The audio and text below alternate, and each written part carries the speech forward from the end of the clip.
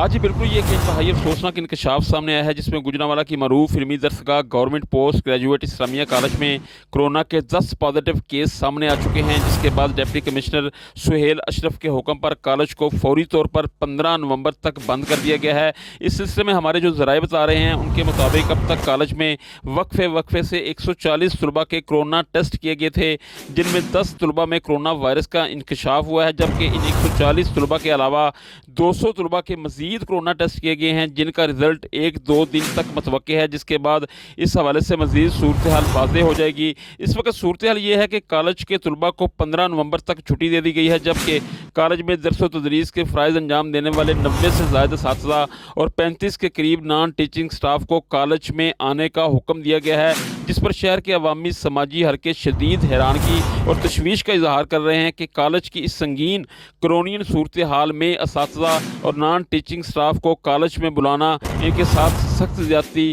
اور ناانصافی ہے۔